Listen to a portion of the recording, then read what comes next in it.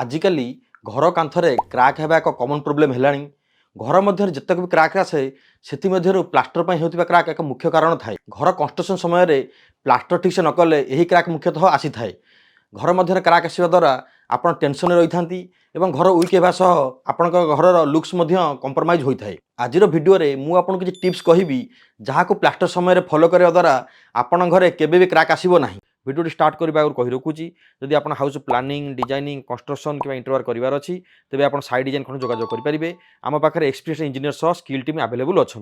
प्रथम पॉइंट है प्लास्टर करने पूर्व ब्रिकवर्क एवं आरसीसी कंक्रीट सरफेस रे प्रॉपर्ली क्यूरिंग होता दरकार। ब्रिकवर्क मिनिमम 8 ରୁ 10 दिन एवं आरसीसी कंक्रीट सरफेस मिनिमम 15 दिन क्यूरिंग है पर ही आप प्लास्टर काम करें। बहुत लोग जल्दी जल्दी काम करने ब्रिकवर्क किंबा कंक्रीटर इमिडिएट पर प्लास्टर करें जहाँफल ब्रिकवर्क बा कंक्रीट प्रॉपर क्यूरिंग हो न थाए जहाँफल घर वीक होता है और क्राक होबार संभावना बढ़ी जाए। प्लास्टर पूर्व चेक करूँ कांथरे क्राक अच्छी कि नहीं। जदि वाल क्राक थाए तेज प्रथम क्राक रिपेयर पर ही प्लास्टर करने कथा।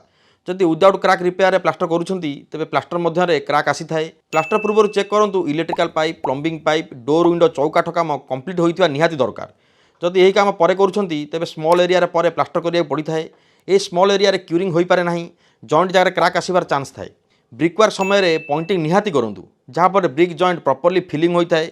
भॉइड्स न रहा द्वारा वाल स्ट्रंग होता है।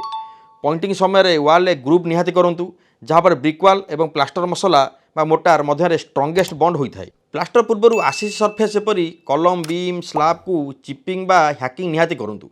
यह द्वारा सरफेस रफ होइकी प्लास्टर सह स्ट्रंग बॉन्ड होता है। प्लास्टर पूर्व आरसीसी कलम बीम स्लाब एवं ब्रिकवर्क मध्य जो जॉइंट थाए सेठारे प्रॉपर बॉन्डिंग हो पारे ना सेठारे आपण चिकेन मेश वेयर प्रोवाइड कले प्लास्टर रे क्राक होबार चान्स न थाए। जदि इलेक्ट्रिकल प्लम्बिंग हेवी पाइप वाल बेसी कटिंग होता है तेज सेठारे प्लास्टर पूर्व चिकेन मेश वेयर यूज करूँ। प्लास्टर पूर्व वाल शिउली लूज मटेरियल डस्ट थिले ब्रश मारिक सफा करा जाए एवं यह पानी रे धोइला पर ही प्लास्टर पर सरफेस प्रिपेयर हेबो। बहुत जगह देखीचु ब्रिकवर्क अलाइनमेंट रे होई न थाए तेणु प्लास्टर पूर्व लेबल मार्क निहाती दरकार।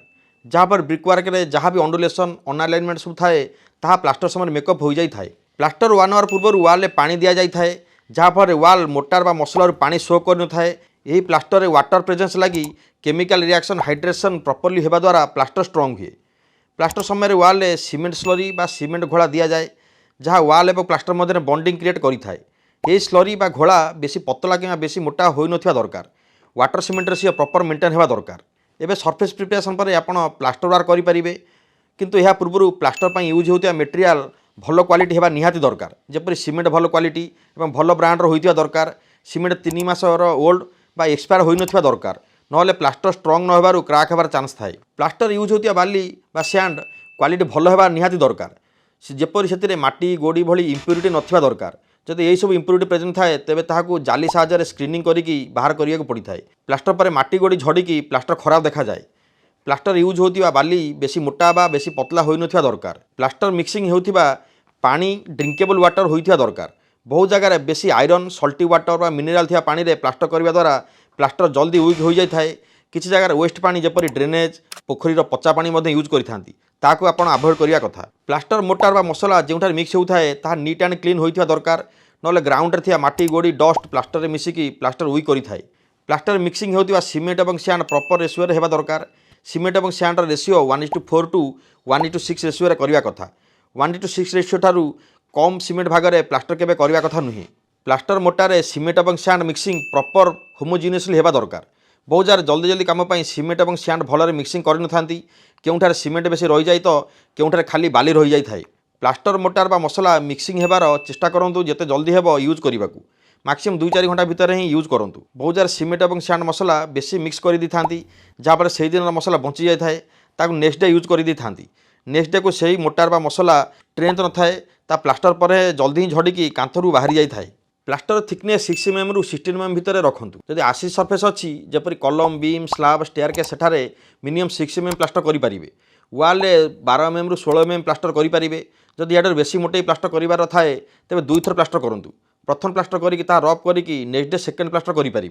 बेसी मोटे प्लास्टर करने द्वारा बेसी खर्च होगा सह जल्दी बाहरी जबार चान्स थाए। बहुत जगह देखीचु छात सीलिंग प्लेन थिबा हेतु प्लास्टर करती ना। प्लास्टर करने द्वारा छात मॉइस्चर ठारू प्रोटेक्ट रुहे जहाँफल स्टील बा रड रस्टिंग लगे बंची जाए थाए। प्लास्टर होगा पर मिनिमम 8-10 दिन क्यूरिंग मस्ट करूँ। प्लास्टर समय प्रॉपर टूल्स यूज करूँ और प्लास्टर करुवा मिस्त्री स्किल्ड पर्सन होता दरकार ना जिते भल क्वालिटी मटेरियल देले भी जिते प्रिकसन नेले भूल प्लास्टर कले घर लुक्स खराब हो जाए। टॉयलेट बा वाटर एरिया रे प्लास्टर वाटर प्रूफिंग मिक्स करने को भूलें। जदि आप यही सब टिप्स या ट्रिक्स फॉलो करेंगे तेज आप घर केवे प्लास्टर क्राक आसब ना। नेक्स्ट वीडियो जदि प्लास्टर रे क्राक हुए किपरि केमिकल साहाय्य ट्रिटमेंट करेंगे ताहा कहबी।